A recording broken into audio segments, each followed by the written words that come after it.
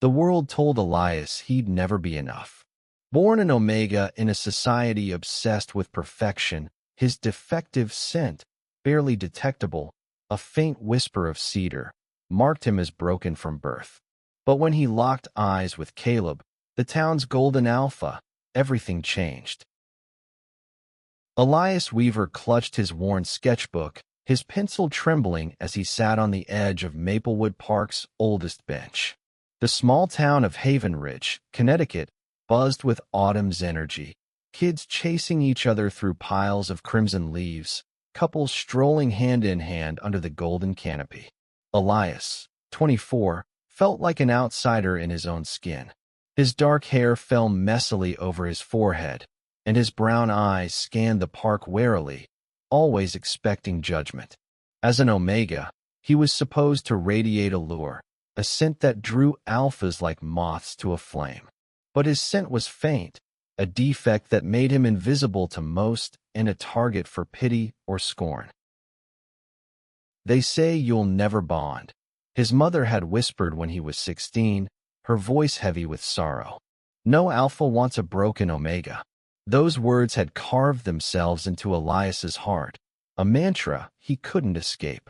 He'd grown up in Haven Ridge, a progressive town on the surface, but whispers followed him, classmates who mocked his weak scent, elders who clucked their tongues, and even his own pack who treated him like a fragile relic, useful only for sympathy.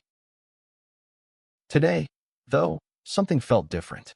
Elias's pencil moved furiously, sketching the park's ancient oak tree, its branches twisting like a story he couldn't quite tell. He didn't notice the shadow falling over him until a deep voice broke his focus. "Mind if I sit?" Elias's head snapped up and his breath caught. Standing before him was Caleb Monroe, 26, Haven Ridge's most eligible alpha. Tall, with broad shoulders and sharp cheekbones, Caleb's green eyes sparkled with a warmth that disarmed Elias instantly. His scent, rich cedarwood and spice, hit Elias like a wave, strong enough to make his knees weak even from a distance. Caleb was the kind of alpha who turned heads wherever he went, the heir to the Monroe pack, known for their influence and old money. Why was he here talking to him? Sure, Elias stammered, scooting over. His sketchbook nearly slipped from his lap, and he fumbled to catch it, cheeks burning. Caleb sat, his presence commanding yet gentle, and leaned closer to peek at the sketch. "That's incredible," Caleb said, his voice low and genuine. "You've got a gift." Elias's heart raced. "It's just scribbles," he mumbled, tucking the book against his chest. He braced for the inevitable, a polite comment about his scent, or worse, silence when Caleb realized there was none to notice. But Caleb didn't mention it. Instead, he tilted his head, studying Elias like he was a puzzle worth solving. "I've seen you here before," he said. "Always drawing, always alone. Why's that?" Elias froze. No one had ever asked him that, not with such curiosity. "I just like my own company," he lied, avoiding Caleb's gaze. The truth was heavier. He stayed alone because no one wanted him. Defective Omegas didn't get fairy tales. Caleb's smile softened. "Mind if I keep you company, then?"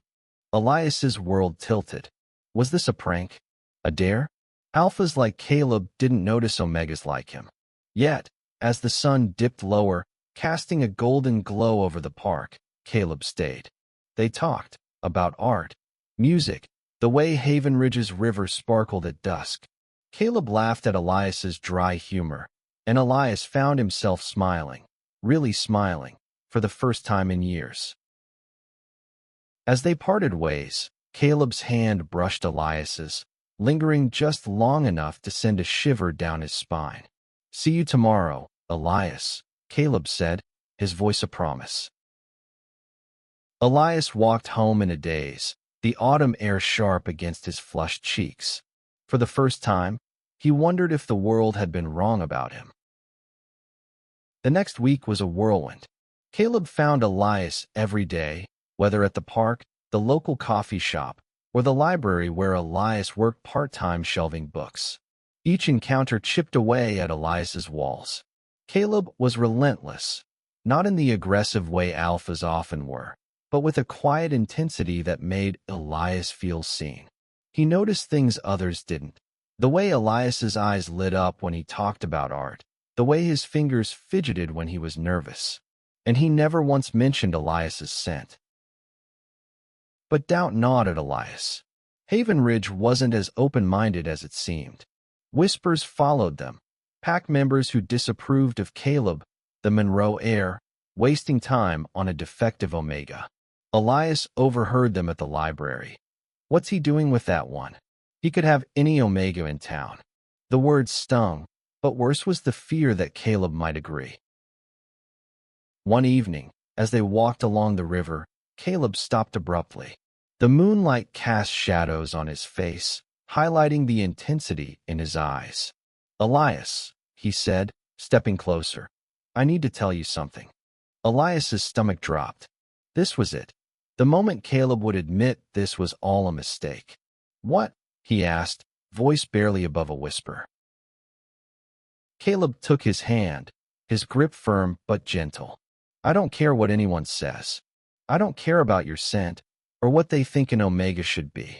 I see you, and I want you." Elias's breath hitched. The world seemed to pause, the river's soft rush fading into the background. Caleb's words were a lifeline, but they terrified him. "You don't know what you're saying," Elias said, pulling back. "I'm defective. You deserve better." Caleb's jaw tightened. "Don't tell me what I deserve. I know what I feel." He stepped closer, his scent enveloping Elias, warm and grounding. "You're not defective. You're Elias, brilliant, kind, and stronger than anyone gives you credit for." Tears stung Elias's eyes. He wanted to believe it, but years of rejection screamed louder. "What if you change your mind?" he whispered.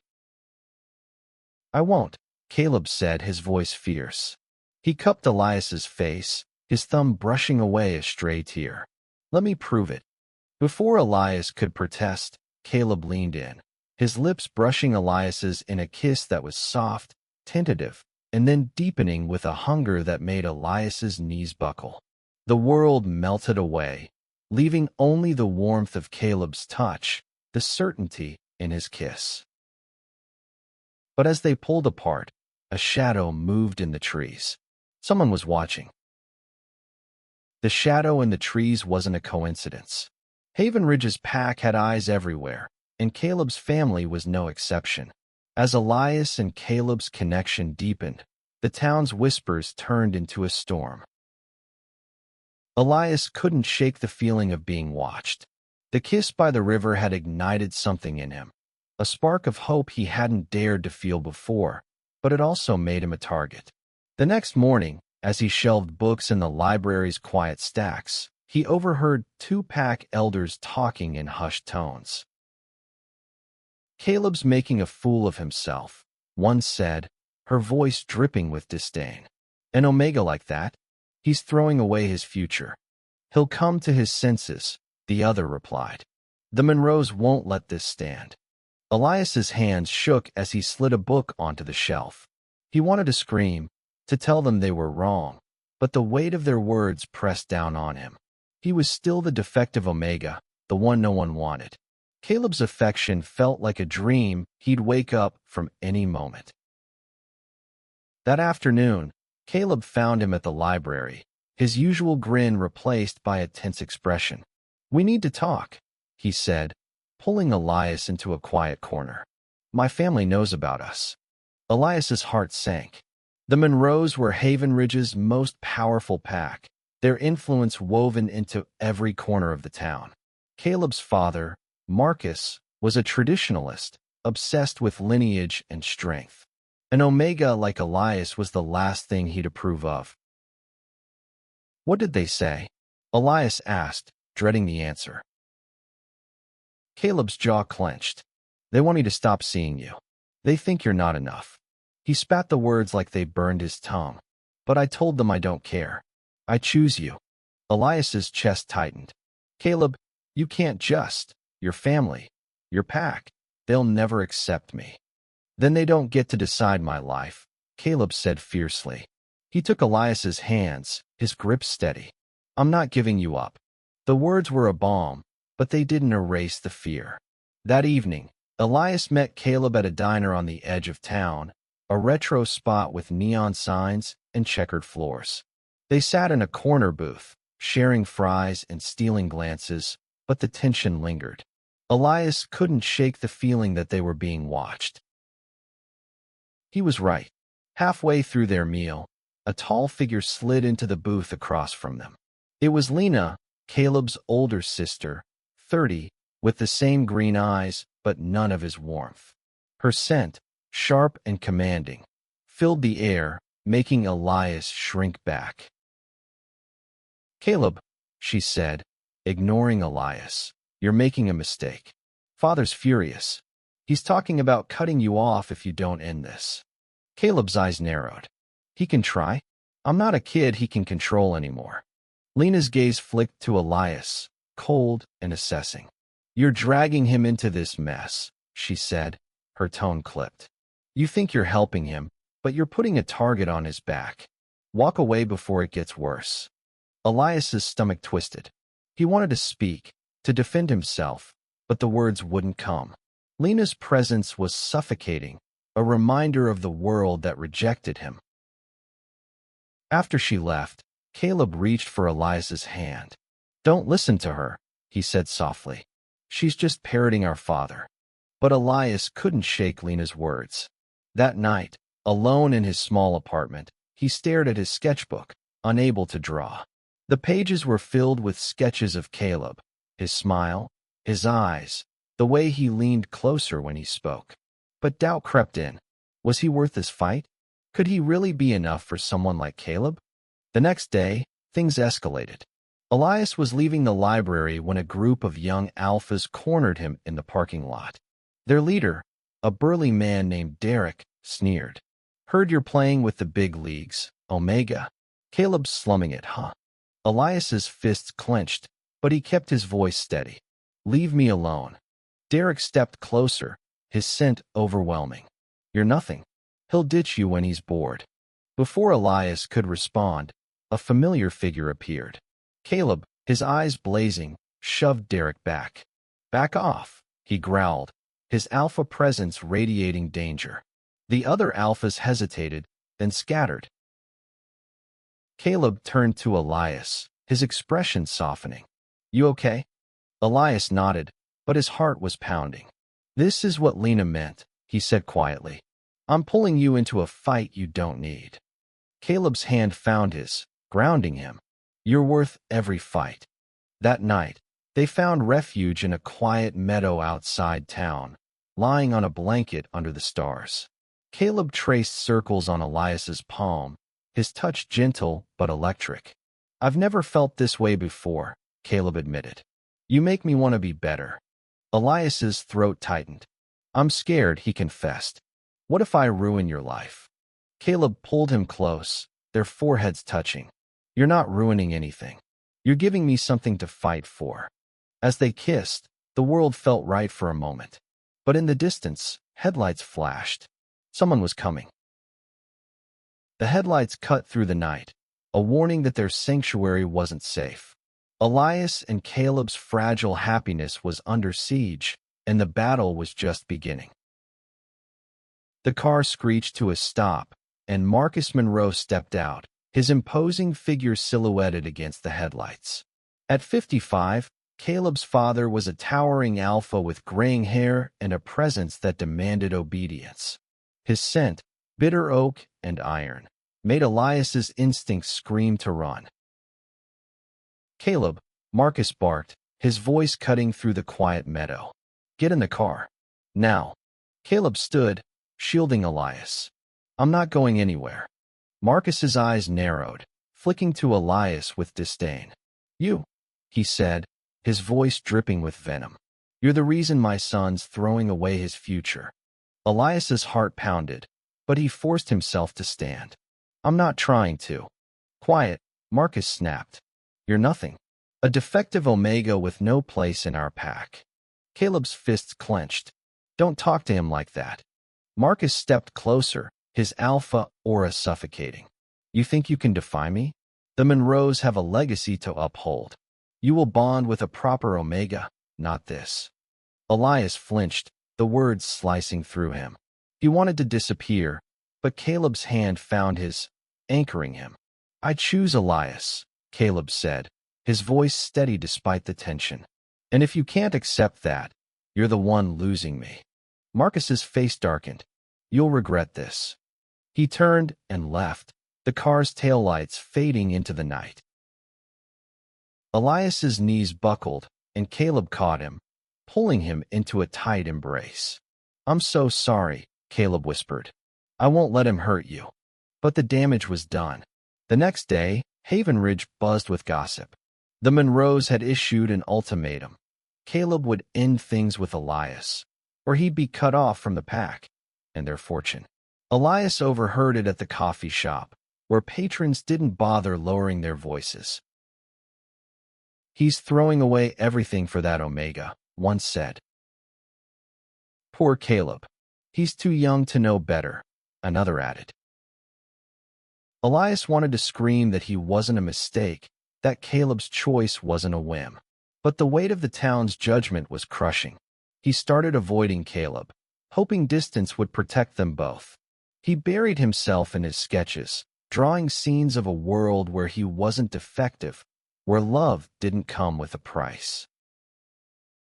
Caleb, however, wasn't so easily deterred. He showed up at Elias's apartment one rainy evening, soaked to the bone but undeterred. Why are you pushing me away? He demanded, his voice raw. Elias's resolve cracked. Because I'm not worth this, Caleb. Your family, your pack, they're right. I'm holding you back. Caleb stepped closer, rain dripping from his hair. You're the only thing pulling me forward. Don't you get it? I'd rather lose everything than lose you. Tears mixed with the rain on Elias's face. You don't know what you're saying. I know exactly what I'm saying, Caleb said, cupping Elias's face. I love you. The words hit Elias like a tidal wave. No one had ever said them to him before, not his family, not his pack. He kissed Caleb, desperate and hungry, as the rain poured around them. For a moment, they were untouchable. But the world wasn't done with them. The next day, Elias found a note slipped under his door, written in sharp, angry script. Leave Caleb, or you'll regret it. His blood ran cold. This wasn't just gossip anymore, it was a threat. He showed the note to Caleb, who crumpled it with a growl. This ends now, he said. We're confronting my family. Elias's stomach churned, but he nodded. They drove to the Monroe estate, a sprawling mansion on the edge of town. The air inside was thick with tension as Marcus, Lena, and the pack elders waited in the grand hall. Elias felt like a lamb walking into a lion's den. Marcus spoke first, his voice cold. You've had your fun, Caleb. End this now, or you're no longer a Monroe. Caleb's hand tightened around Elias's. Then I'm not a Monroe. Gasps filled the room. Lena stepped forward, her expression torn. Caleb, think about what you're doing. I have, Caleb said. I choose Elias. And if that means leaving this pack, so be it. Marcus's face was stone. Get out. Both of you. As they left, Elias's heart was a storm of fear and hope. They were free, but at what cost? Exiled from the Monroe pack, Caleb and Elias faced a world that didn't want them together. But love, they learned, was stronger than rejection. The weeks that followed were a blur of hardship and hope. Caleb moved into Elias's tiny apartment, trading his family's wealth for a fold-out couch and take-out dinners. Haven Ridge's gossip mill churned, painting Elias as the villain who'd ruined Caleb's future. But in their small, shared space, they built something new, a life where they defined their own worth. Elias struggled with guilt. Every time Caleb took a shift at the local hardware store, a far cry from his privileged past, Elias wondered if he'd made a mistake letting Caleb choose him. But Caleb's laughter, His gentle touches and the way he kissed Elias good night silenced those doubts. They were in this together. One evening, as they sat on the apartment's fire escape, watching the sunset over Haven Ridge, Elias opened his sketchbook. He'd drawn a new piece, a portrait of them, hand in hand, standing tall against a stormy sky. "This is us," he said softly, showing it to Caleb. "No matter what they say." Caleb's eyes softened. "It's perfect." But the threats didn't stop. Anonymous notes appeared, each more menacing than the last. "You don't belong here," one read. "Leave or pay." Elias tried to hide them, but Caleb found one and exploded. "We're not running," he said. "This is our home." They decided to fight back, not with fists, but with truth. Elias, with Caleb's encouragement, organized an art exhibition at the community center, showcasing his sketches. Each piece told a story of love, resilience, and defying expectations. The centerpiece was the portrait of them, titled Unbroken. The night of the exhibition, Haven Ridge showed up, some out of curiosity, others to judge. Elias's hands shook as he stood beside his work, but Caleb's presence steadied him. To their surprise, not everyone was against them. A young Omega approached Elias, tears in her eyes. "I'm like you," she whispered. "Your art, it gives me hope." Others followed, sharing stories of feeling less than, of being told they weren't enough. Caleb and Elias listened, their hands clasped, realizing they weren't alone. The exhibition sparked a quiet revolution in Haven Ridge, a shift toward acceptance. But Marcus wasn't done. He arrived at the exhibition, his presence silencing the room. "You think this changes anything?" he said, glaring at Elias. "You're still nothing." Caleb stepped forward, his voice calm but unyielding. "He's everything. And if you can't see that, you're the one who's lost." For the first time, Marcus faltered. Lena, who'd been silent, spoke up. "Father, enough. Caleb's happy. Isn't that what matters?" The room held its breath. Marcus's face was unreadable, but he turned and left without another word. It wasn't acceptance, but it was a start. Months later, Elias and Caleb stood in Maplewood Park, the same bench from their first meeting now bearing a carved inscription, "Love defies all odds." They'd done it themselves, a quiet rebellion against a world that tried to break them. Elias's scent might never be strong, but his heart was. And Caleb, the alpha who'd given up everything, had gained something greater, love that didn't bend to rules. As they kissed under the autumn leaves, Elias knew they'd rewritten their story. They weren't defective or doomed. They were Elias and Caleb, and they were enough.